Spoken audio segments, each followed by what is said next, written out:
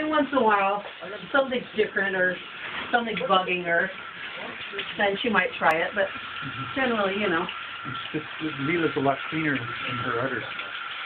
For some reason. What? Leela's udders were a lot cleaner, right?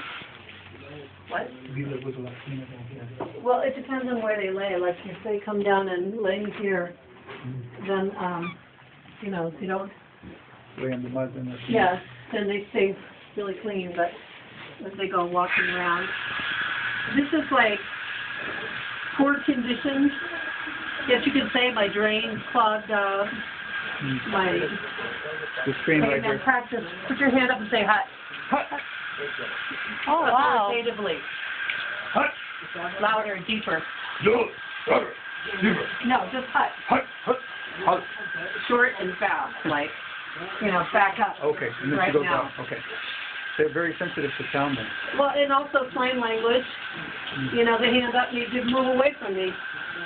I mean, sometimes the cows are really playful, and you'll be out in the field and they'll just run and come and be bucking around. And sometimes they just are being friendly. Yeah. They run up to you, and it can be a little scary. Aww. And you just turn around and you put your hands up and they know back off.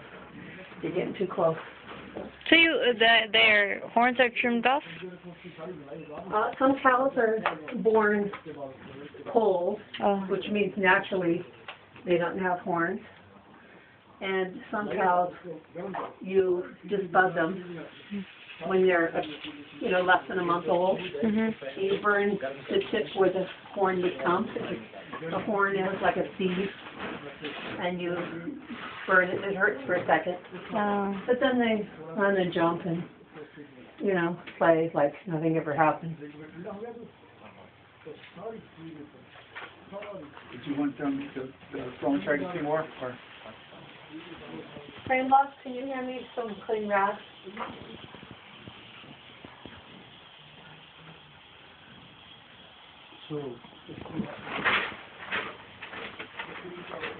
So, you know, that's the thing is there has to be adequate fence.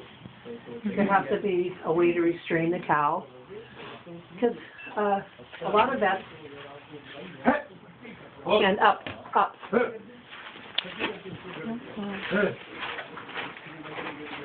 And the thing is that, you know, if you go like this and they turn away, you don't walk towards them. If they don't respect that, you challenge them. You know, and then there gets to be like a little language. Okay. And it's kind of like when you're trying to herd them. If you can see that they're starting to steer that way, you start walking a little this way, and they see you in their rearview mirror, and they go, "Oh, I have to move away." Okay. You're going hot, right? Yeah. And likewise, if they go this way, you just start walking a little bit more this way. Right. And their rearview mirror, they see you go, "Oh, I'm not going to be able to go that way." Right.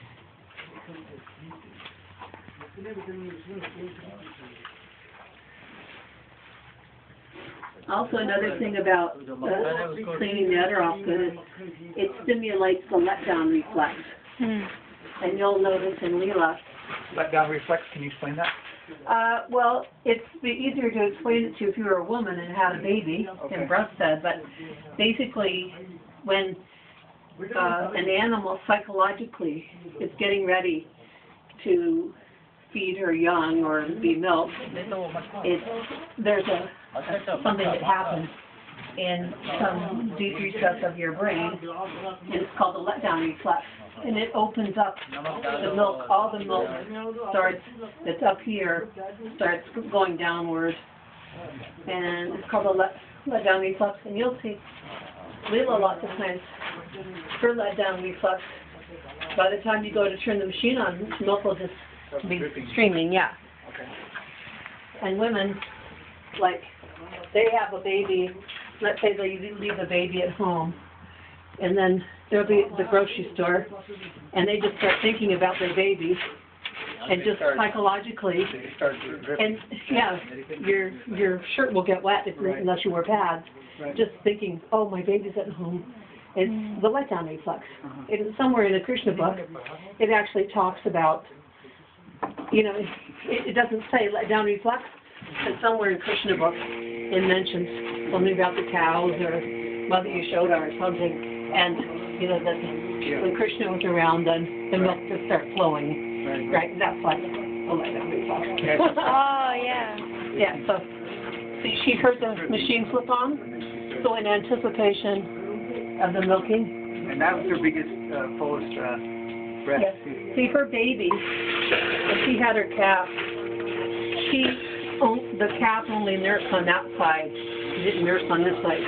So that side of the udder got developed. And milk is supply and demand. Mm-hmm. So the more demand, the more milk the body makes.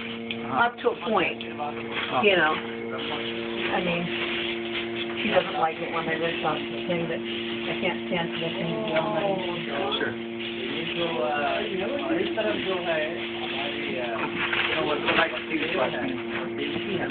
Well, it's actually really embarrassing because everything's such a muddy mess and gross. Oh. But You do it so cleanly in the mess. Yeah. Right. but you know, everything. Ordinarily, this thing is scraped off every time. Right. You know, it's disinfected. Right. And ideally, the milk stand should be 50 feet away from where the cows are housed. Oh, wow. So that safe area is perfectly clean all the time.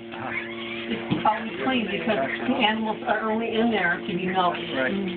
So, and actually, that's one of the regulations for, you know, dairies. That one's dried up already. Well, the cows are giving less today because they're, you know, things are different than usual. Just do you think they're a little stressed out today?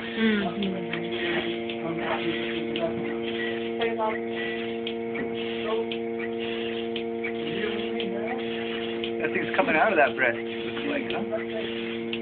That one, This one. I moved this one around. Oh. Now, a lot of the cow milking things, it's called a cluster, and they have 4 things on it for each teat.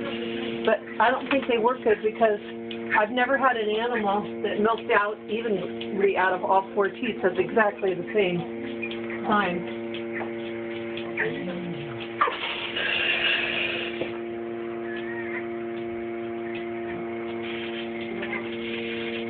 So is it just because we're here today, they're eating while getting milked, or are they usually always fed during milking? Oh, they always get, it's kind of like a little incentive, you know.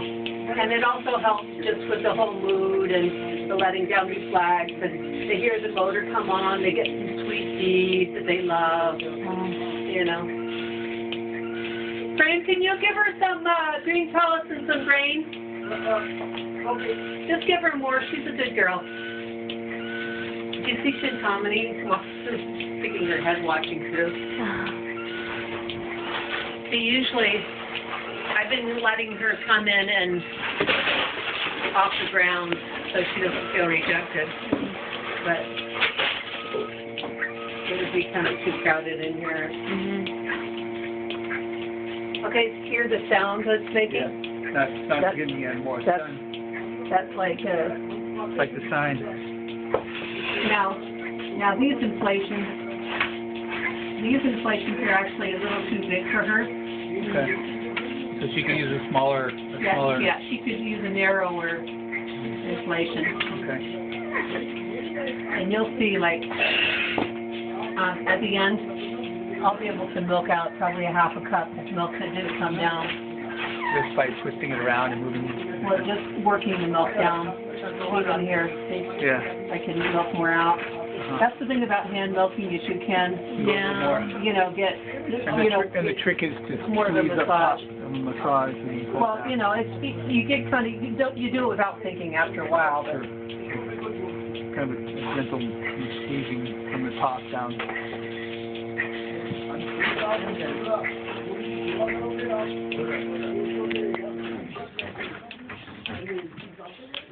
yeah. That's the milking part. Yeah. And with your permission, can I take a picture? I was just telling them that each animal's different, and she doesn't let the milking machine. these are a little too big for her teeth. Oh, So when most of her milk is gone, then they kind of shrink down. But so I could just touch it Yeah. and milk it? yeah, you don't have sharp fingernails, right? No. Yeah.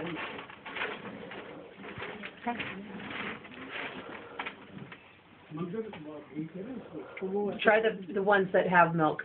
That's her side that doesn't have much milk. Try the back right. That one.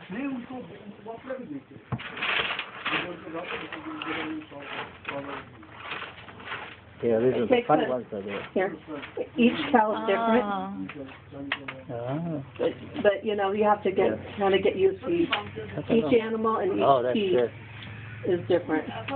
So Okay.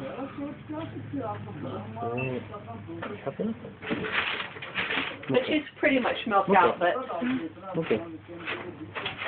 Okay, Emma. Oh, no.